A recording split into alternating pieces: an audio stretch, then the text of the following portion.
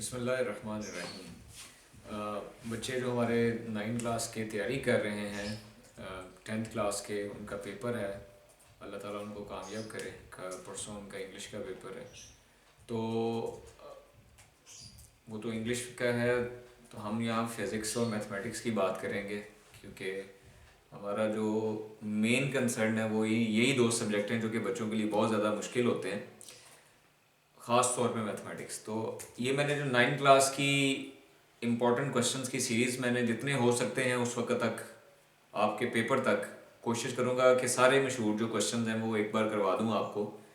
ये आज तीसरी इक्वेशन ऑफ मोशन है। इससे पहले हम पहली जो दो इक्वेशंस हैं वो मेरे दोनों वीडियोस रिकॉर्डेड हैं, आप उसको देख सकते हैं और पास कर करके देखें ताकि आपको हर जो स्टेप है वो समझ आए। इसको लाइक करें, सब्सक्राइब करें और इनको बच्चों को शेयर करें। जिस बच्चे की कोई तैयारी नहीं वो इन तीनों इक्वेशंस को एक बार यहाँ से देख ले, इंशाल्लाह ताला उसके जो 5 नंबर हैं ये कंफर्म हो जाएंगे।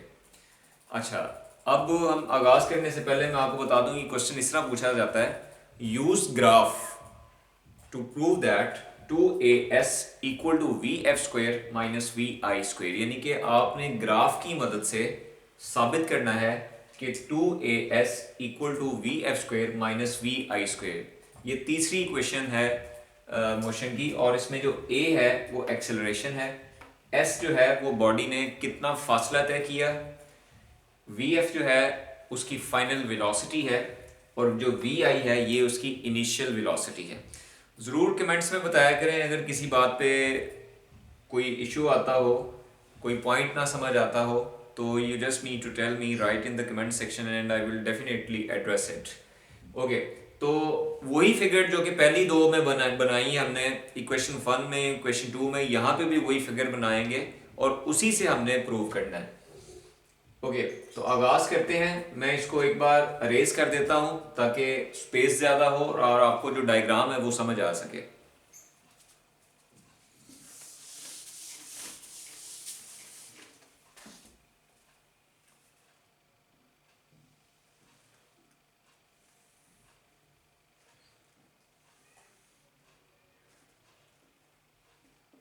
ये आपके पास स्पीड टाइम ग्राफ है जो कि जिसमें स्पीड को या वेलोसिटी को वाई एक्सिस पे लिया गया और टाइम को हमने एक्स एक्सिस पे लिया है। और आपको पता होगा कि ये इनिशियल वेलोसिटी है और इसको मैंने यहाँ से परपेंडिकुलर ड्रॉ किया जो कि पॉइंट सी कह देते हैं इसे, और ये जो पॉइंट है इसको या बुक के मुताबिक जैसे भी इसको बेसिक सी कह दें, इसको डी कह दें, ये फ़र्क नहीं पड़ता, जैसे भी आप इसको नाम देना चाहें तो आप नाम दे सकते हैं। असल जो कॉन्सेप्ट है वो ये है कि आपने दो परपेंडिकुलर ड्रॉ करने हैं, एक बी से एक्स एक्सिस पे और एक ए से इस लाइन के ऊपर आपने परपेंडिकुलर ड्रॉ करना है। अगेन हमारा जो मेन मकसद है, हमने डिस्टेंस मालूम करना है। देखें, जो थर्ड इक्वेशन ऑफ मोशन है वो ये है, 2as is equal to V F square minus we I square. अब मैंने यहाँ पे देखें जो फासला है वो कैलकुलेट करना है। अगेन डिस्टेंस का जिक्र आया, तो जब भी डिस्टेंस का जिक्र आता है तो डिस्टेंस के जिक्र के लिए आपको याद होना चाहिए कि मैंने पिछली क्वेश्चन के अंदर बताया था कि आप बुनियादी तौर पे क्या मालूम करते हैं, एरिया अंडर द कर्व या एरिया ऑफ द ग्राफ, यानी कि जो भी उस शेप का एरिया होगा आप उसको कैलकुलेट करेंगे। अगर आपको याद हो, सेकेंड इक्वेशन में मैंने इस पूरी शेप को दो हिस्सों में डिवाइड कर दिया था, एक ट्राइंगल थी और दूसरी थी रेक्टेंगल। अब थोड़ा सा मेथोडोलॉजी चेंज होगी क्योंकि हमने तीसरी इक्वेशन में ये एक्सेलरेशन वाला जो पार्ट है इसको भी लेके आना है। तो अगर आपको याद हो दूसरी इक्वेशन अगर आप देखें तो दूसरी इक्वेशन में s is equal to V I T plus 1/2 A T square, उसमें जो ये जो एक्सेलरेशन का पार्ट था वो टाइम के साथ था। अब हमने एक्सेल और डिस्टेंस बिल्कुल अलग था, तो इसलिए हम इस मेथोडोलॉजी को इस्तेमाल नहीं करेंगे जो कि हमने दूसरी इक्वेशन में इस्तेमाल की, कि हमने ट्राइंगल का एरिया और हमने रेक्टेंगल का एरिया अलग अलग कैलकुलेट किया। अब हमने क्या करना है, दरअसल इस पूरी फिगर का एरिया जो है वो एक ही साथ कैलकुलेट करना है। तो अगर आपके पास, अगर आप गौर से देखें, ये जो शेप बन रही है ओवरऑल पूरी की पूरी, ये जो शेप बन रही है, इस शेप को मैथमेटिक्स में क्या कहते हैं? इस शेप को मैथमेटिक्स में नाम दिया जाता है ट्रेपीजियम का। ये जो शेप आपके सामने इस तरह नजर आ रही है, ये सारी की सारी shape, this is known as trapezoidal shape, यानी कि ये ट्रेपीजियम है। ट्रेपीजियम में होता क्या है, दो साइड्स पैरेलल होती हैं और दो साइड्स जो होती हैं वो पैरेलल नहीं होती। अगेन बताता चलूं, ये एक ट्रेपीजियम है। ट्रेपीजियम एक ऐसी शेप होती है जिसमें दो साइड्स पैरेलल होती हैं और दो साइड्स पैरेलल नहीं होती। तो हमने इस ट्रेपीजियम का क्या मालूम करना है?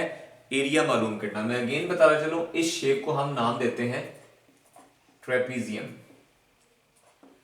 तो हमने इस ट्रेपीजियम का एरिया कैलकुलेट करना है। अब जो एरिया ऑफ ट्रेपीजियम है, जो डिस्टेंस है, टोटल डिस्टेंस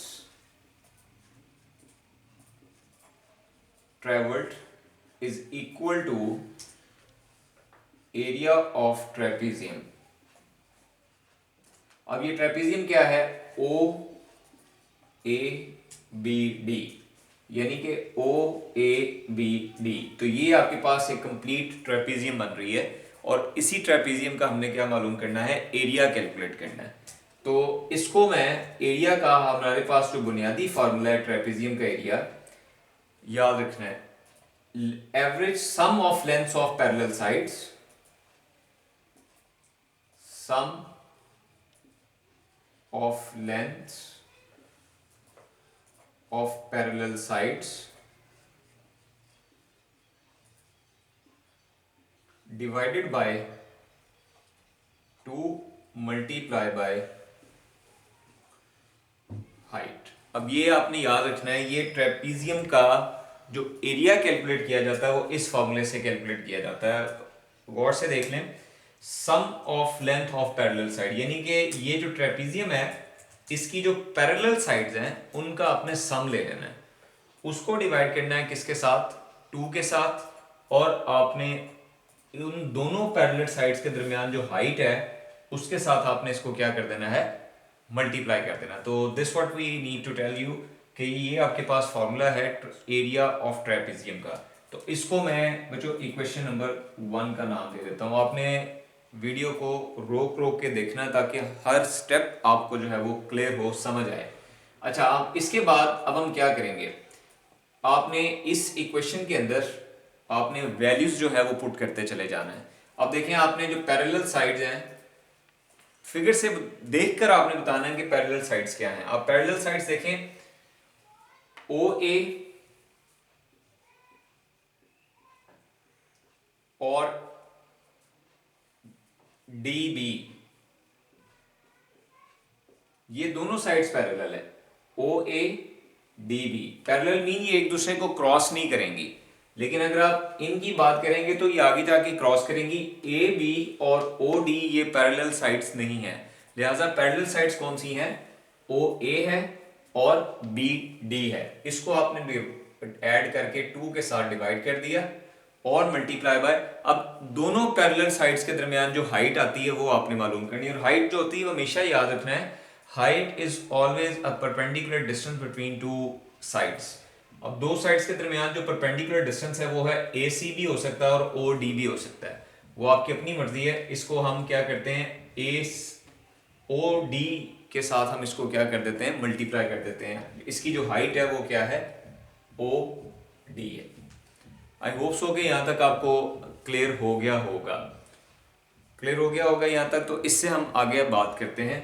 ये इक्वेशन नंबर, मैं इसको 2 का नाम दे देता हूँ।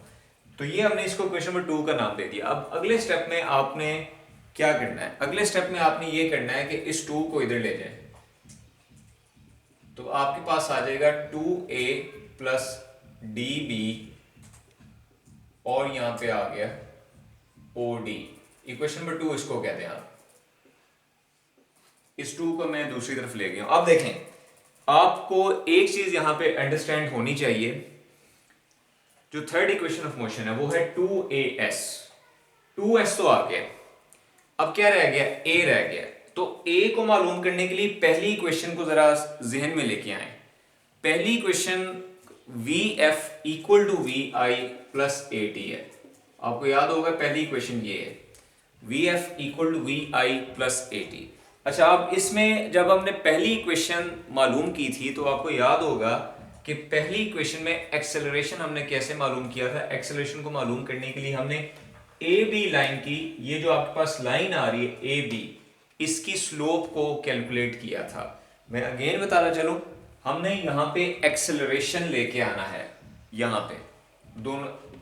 तो उस एक्सेलरेशन को लाने के लिए हमें पहली इक्वेशन को जहन में लाना पड़ेगा कि पहली इक्वेशन में जब हमने एक्सेलरेशन को मालूम किया था तो हमने ए बी लाइन की स्लोप को कैलकुलेट किया। तो लिहाजा अगर आपने इसको अंडरस्टैंड करना तो जो मेरी पहली वीडियो है equation, first equation of motion, उसको जरूर देखेंगे जिसमें मैंने बताया है कैलकुलेट करके कि आप एक्सेलरेशन कैसे मालूम करते हैं।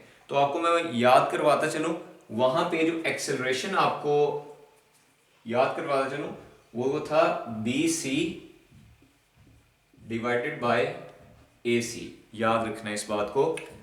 ये एक्सेलरेशन जो कि हमने फर्स्ट इक्वेशन में इस्तेमाल किया था, और ये आया कैसे था, इसके लिए आपने पहली इक्वेशन के अंदर जाना है। उस वीडियो में आपको अंदाजा हो जाएगा कि ये इक्वेशन कैसे आई है। तो मुख्तसरन बता देता हूं कि एक्सेलरेशन जो होता है वो स्लोप होती है किसकी बराबर, जो कि वाई एक्सिस में चेंज आ रहा है, और उसको आपने डिवाइड कर दिया किसके साथ, जो कि एक्स एक्सिस में चेंज आ रहा है। तो अगेन मैं बताना चलूं, वाई एक्सिस में जो चेंज आ रहा है वो बी सी है, और जो एक्स एक्सिस में चेंज आ रहा है वो ए सी है। और इस लाइन, और ये लाइन है जिसकी आपने एक्सेलरेशन मालूम किया है, जिस लाइन की आपने स्लोप मालूम की है। तो आपने बेटा इस फैक्टर के साथ बी सी डिवाइडेड बाई ए सी, दोनों तरफ आपने इक्वेशन नंबर 2 के साथ आपने क्या कर देना है, इसको मल्टीप्लाई कर देना है। Multiplying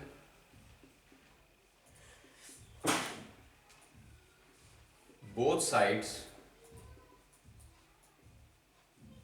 by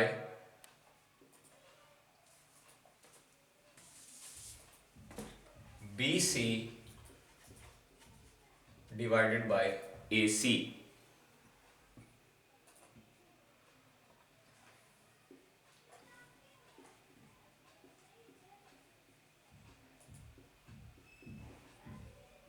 OA plus BD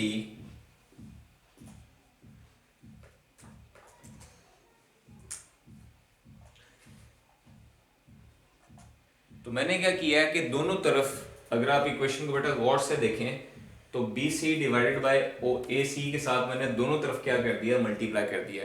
याद रखें मैथमेटिक्स का असूल है कि जब भी हम डिवाइड करते हैं, जब भी मल्टीप्लाई किया जाता है तो दोनों तरफ किया जाता है, किसी एक तरफ नहीं किया जाता। ठीक है। अच्छा, अब इसके बाद अगले स्टेप में हमने क्या करना है, फिगर के मुताबिक देख के बताएं कि ये जो AC है ये किसके बराबर है, OD के। अगेन मैं यहां पे लिखूंगा फ्रॉम फिगर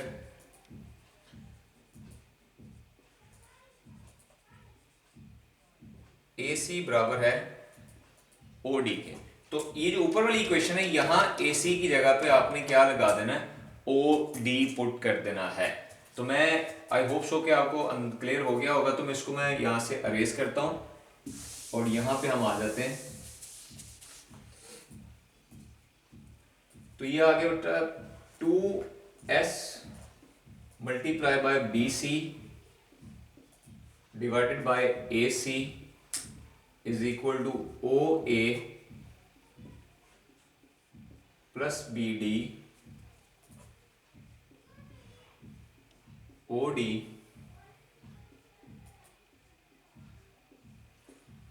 अब इस AC की जगह पे आपने OD पुट कर देना है। तो आप गौर देख सकते हैं, गौर से देखें, OD के साथ क्या हो जाएगा, कैंसिल हो जाएगा। वीडियो को आप रोक रोक के पॉज कर करके देखेंगे तो आपको जो हर कैलकुलेशन है वो समझ आती चली जाएगी। तो ये आ गया 2S BC AC OA BD, अब ये आ गया BC। तो अब इसको इक्वेशन नंबर 3 का नाम दे दें। ओके, इसको मैंने इक्वेशन नंबर 3 का नाम दे दिया। अब आपको आई होप सो कि पिछली सारा इक्वेशन जो हैं वो आपको एक बार क्लियर हो गई होंगी, लिहाजा मैं इनको अरेज करता हूं ताकि हमारे पास स्पेस बने।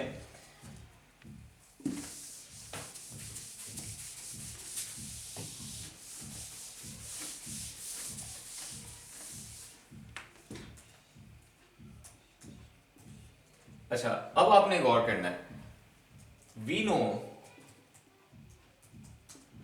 उसकी मैं रीजन बता चुका हूं कि बी सी ए सी ये दरअसल किसकी इक्वल है, ए की इक्वल है।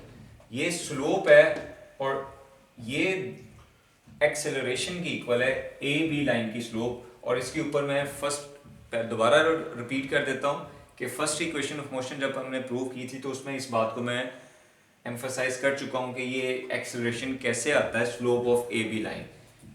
ओ ए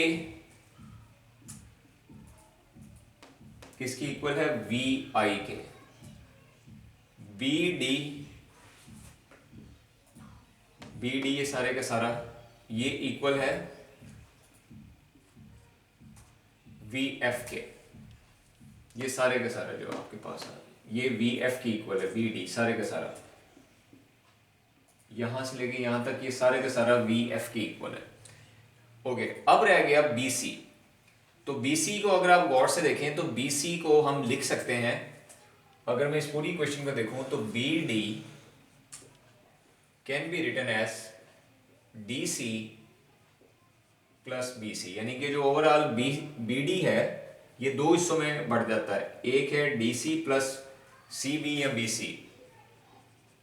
तो आपने मालूम करना है बी डी की वैल्यू को, या इसको आप बी सी भी लिख सकते हैं। आपने बी सी की वैल्यू को मालूम करना है। तो जब बी सी की वैल्यू को आप मालूम करेंगे तो आपके पास B D minus D C, इसको जब इधर लेके आएंगे तो ये क्या हो जाएगा, माइनस हो जाएगा। तो अगेन बता चलो ये जो ऊपर बार लग रही है इसका मतलब सिर्फ लाइन है, यानी कि हम इन लाइंस को क्या कर रहे हैं, ऐड कर रहे हैं।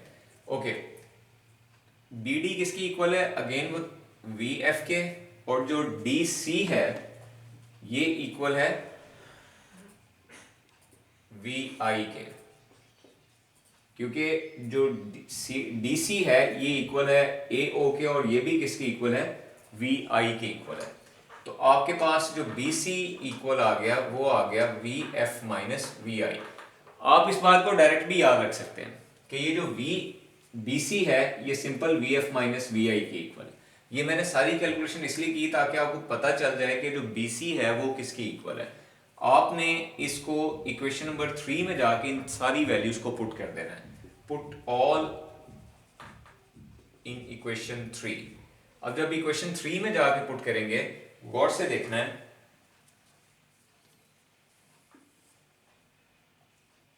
टू एस इसकी जगह पे आपने लगा देना है ए, इसकी जगह लगा दिया वी आई, यहां पे लगा दिया वी एफ,